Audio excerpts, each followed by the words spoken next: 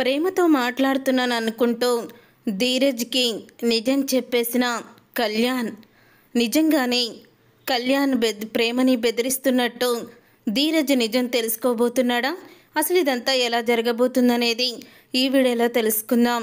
ప్రేమ అయితే కూర్చొని బాధపడుతూ ఉంటుంది. అప్పుడే ధీరజ్ వచ్చి ప్రేమ పక్కన కూర్చొని, సారీ, నిన్న నేను అలా అనుండకూడదు. నువ్వు నాకు ఏదో చెప్పాలని వచ్చావు, కానీ మీ అన్నయ్య మీద ఉన్న కోపంతో నిన్ను నేను అలా అనాల్సి వచ్చింది. నన్ను క్షమించు. నువ్వు నాకేదో చెప్పాలని వచ్చావు. చెప్పు ప్రేమ. నువ్వు మనసులో ఏదో దిగులు పెట్టుకొని బాగా ఆలోచిస్తున్నావు. నేను ఇలా చూస్తుంటే నాకు తెలియకుండానే నా కళ్ళల్లో నుంచి నీళ్ళొస్తున్నాయి. చెప్పు, నీకేదో భరించరాని కష్టమే వచ్చింది అని అంటూ ఉంటాడు ధీరజ్. అయితే నన్ను నువ్వు అర్థం చేసుకున్నట్టు ఎవరు అర్థం చేసుకోలేర్రా. నా కన్నీళ్ళు నాకు కష్టాన్ని వచ్చాయని చెప్తున్నాయి.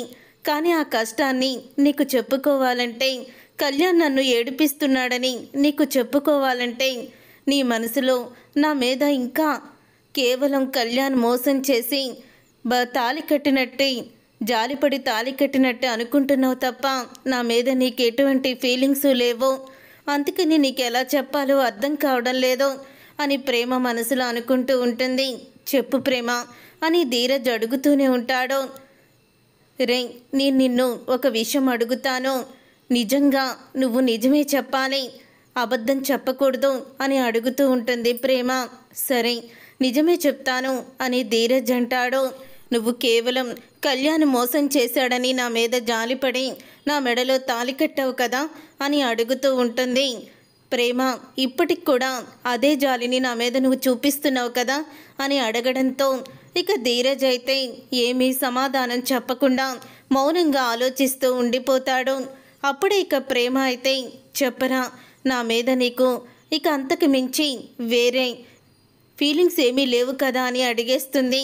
అప్పుడే ధీరజ్ ఏమీ మాట్లాడకపోయేసరికి, మాట వరుసకైనా సరే, లేదు నువ్వంటే ప్రేమ అని ఒక్క మాట కూడా నువ్వెందుకు మాట్లాడడం లేదో, అంటే నా మీద నీకు కేవలం ఉంది జాలి మాత్రమే, ఇక ప్రేమ కాదు అని చాలా బాధపడుతూ ఉంటుంది ప్రేమ. అయితే అప్పుడే ధీరజ్ అయితే, అసలు నీ మీద నాకున్నది ప్రేమ జాలం నాకే అర్థం కావడం లేదు, నీకెలా చెప్పాలో తెలియడం లేదు ప్రేమ. కానీ నీకు కష్టం వస్తే తట్టుకోలేను. నువ్వు నవ్వితే మొట్టమొదటిగా ఆనందపడేది నేనే. ఎప్పుడు నువ్వు సంతోషంగా ఉండాలని కోరుకుంటాను. నీ కోసం ఎంతైనా చెయ్యాలి, ఎంత దూరమైనా నీ సంతోషం కోసం వెళ్ళాలనుకుంటున్నాను. మరి దీన్ని ప్రేమంటారో లేకపోతే జాలంటారో నాకే అర్థం కావడం లేదు అని ధీరజ్ మనసులో అనుకుంటూ ఉంటాడు. నీకు ఏదో కష్టం వచ్చింది, కానీ ఆ కష్టాన్ని మాత్రం నీ కడుపులోనే దాచుకొని నా దగ్గర నువ్వు బయట పెట్టడం లేదు. ఇప్పటికైనా బయట పెట్టు అని మనసులో అనుకుంటూ ఉంటాడు తప్ప ఇక చెప్పలేకపోతాడు. ప్రేమకైతే ఏమీ సమాధానం. ప్రేమ అయితే తన మీద ఎటువంటి ఫీలింగ్స్ లేవని ధీరజ్కి మనసులో బాధపడుతూ ఉంటుంది. మరొక పక్క నర్మద అయితే తన తండ్రికి సాగర్ ఇచ్చిన మాట గురించి ఆలోచిస్తూ ఉంటుంది. అప్పుడే సాగర్ వచ్చి, ఏంటి నర్మద, ఎందుకు నువ్వు అలా భయపడుతున్నావు?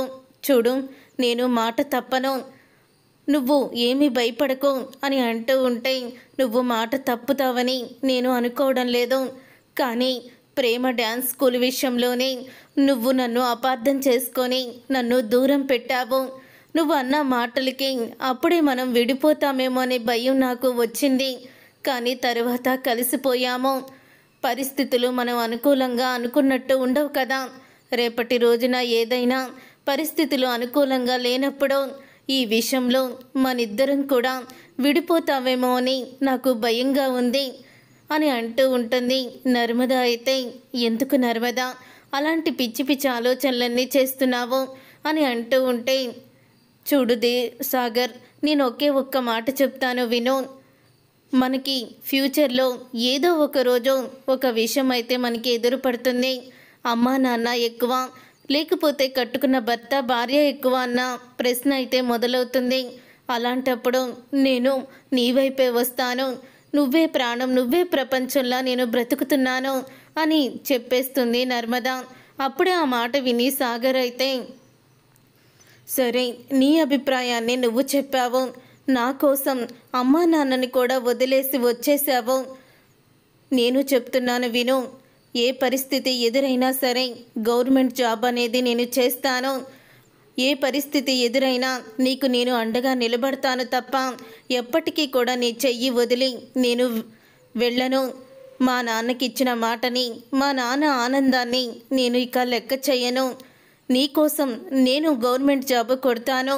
మా నాన్న చిన్నప్పటి నుంచి నా మీద ఎన్నో ఆశలు పెట్టి పెంచొచ్చు, కానీ నన్ను నమ్ముకొని వచ్చిన నిన్ను నీ తల్లిదండ్రులకి దూరం చేసే దుర్మార్గుణ్ణి మాత్రం నేను కాకూడదు. అందుకని మీ నాన్నకి ఇచ్చిన మాట ప్రకారమే గవర్నమెంట్ జాబ్ కొడతాను. నీ చెయ్యి నేను వదిలిపెట్టను. ఈ తులసమ్మ దగ్గర ఉన్న కుంకుమ సాక్షిగా చెప్తున్నాను అంటూ నర్మద నుదుటి మీద బొట్టు పెట్టి చెప్తూ ఉంటాడు సాగర్ అయితే. అప్పుడే ఇక నర్మద అయితే ఎంతో ఆనందపడుతూ ఉంటుంది. ఇక ఇదంతా ఇలా జరుగుతూ ఉండగానే అసలు ఏమైంది ప్రేమకి, ఎందుకు తను అలా టెన్షన్ పడుతుంది, ఏం జరుగుంటుంది అని ఆలోచిస్తూ ఉంటాడు. ఇక నేను ఆలోచించి లాభం లేదు, ఎందుకో ప్రేమ చాలా బాధపడుతుంది. వెంటనే తననే నిలదీస్తాను, అడుగుతాను. నువ్వంటే నాకు ఇష్టం, నీ భర్తగా అడుగుతున్నాను చెప్పు అని నిలదీస్తాను అని ధీరజ్ అయితే ప్రేమ దగ్గరికి గది దగ్గరికి వెళ్ళబోతూ ఉంటాడు. అప్పుడు ఇక ప్రేమ ఒంటరిగా కూర్చొని ఏడుస్తూ ఉంటుంది. ఇక ప్రేమని చూసి తను ఇంతలా ఏడుస్తుందంటే ఏదో భరించరాని కష్టమే వచ్చింది, కానీ నేను తన మీద జాలిపడి పెళ్లి చేసుకున్నానని తను నాతో తన కష్టాన్ని చెప్పుకోవడం లేదు. నీ మీద నేను ప్రేమతోనే పెళ్లి చేసుకున్నాను, నువ్వంటే నాకు ప్రాణం, నువ్వు లేకుండా నేను ఉండలేనని చెప్పి ప్రేమ కష్టాన్ని తీర్చాలి అని ధీరజ్ అయితే ప్రేమ వంక చూస్తూ అనుకుంటూ ఉంటాడు. ఇంతలో ప్రేమ ఫోన్కి ఫోన్ వస్తూ ఉంటుంది. అప్పుడే ఇక ప్రేమ అయితే ఫోన్ నెంబర్ చూసి కళ్యాణ్ చేస్తున్నాడని గజగజ వణికిపోతూ ఇక ఫోన్ అయితే లిఫ్ట్ చేయదు. అప్పుడే ఇక ఇదంతా కూడా ధీరజ్ అయితే గుమ్మం దగ్గరే ఉండి గమనిస్తూ ఉంటాడు. ఫోను రావడం, ఆ ఫోన్ నెంబర్ చూసి ప్రేమ భయపడ్డం అంతా కూడా గమనిస్తూ ఉంటాడు. ఎవరో ప్రేమని బెదిరిస్తున్నారు, అందుకే తను నెంబర్ చూసి అలా ఫోన్ నెంబర్ చూసి వణికిపోతున్నట్టుంది, ఎవరో తెలుసుకోవాలి అని అనుకుంటూ ఉంటాడు ధీరజ్ అయితే. అప్పుడే ఇంకా వేదవతి పిలుస్తున్నట్టు ప్రేమ ప్రేమ అని గొంతు మార్చి పిలుస్తాడు. ఇక తర్వాత ప్రేమ నిజంగానే వేదవతి పిలుస్తుందేమో అని ఫోను అక్కడే పెట్టేసి తనైతే బయటికి వెళ్తుంది. అలా ప్రేమ బయటికి వెళ్ళిన తర్వాత ఇక ధీరజ్ అయితే గదిలోకి వస్తాడు. అలా ధీరజ్ వచ్చి ఫోన్ ముట్టుకునే లోపే మళ్ళీ కళ్యాణ్ అయితే ఫోన్ చేస్తూ ఉంటాడు ప్రేమకి. అప్పుడే ఫోన్ లిఫ్ట్ చేస్తాడు ధీరజ్ అయితే. ఫోన్ లిఫ్ట్ చేసి చెవి దగ్గర పెట్టుకుంటాడు. ఇక చెవి దగ్గర పెట్టుకొని హలో అనకుండా అలా ఉండిపోతాడు. ఏంటి ప్రేమ, ఏంటి ఫోన్ లిఫ్ట్ చేయడం లేదు? నువ్వు ఫోన్ లిఫ్ట్ చేయకపోతే మీ ఇంటికి వచ్చి మన ఫోటోలను పాంప్లెట్స్ లాగా పంచుదామనుకున్నానే. ఆ రోజు మీ ఇంటికి నేను ఒక లెటర్ తీసుకొచ్చి ఫోటోలు పంపించాను, కానీ ఆ రోజు లక్కీగా నీ చేతిలోనే ఫోటోలు పడినట్టున్నాయి. ఇంట్లో ఎవరు చూసినా సరే ఆ రోజు పెద్ద గొడవే అయ్యేది. చూడు, నీకు నేను ఇచ్చిన టైం ఇక 2 గంటలు మాత్రమే ఉంది. ఈ 2 గంటల్లో నేను చెప్పిన గెస్ట్ హౌస్కి నువ్వు రాకపోతే మన ఫోటోలని మొత్తం పాంప్లెట్స్ ద్వారా ఊరంతా పంచేస్తాను.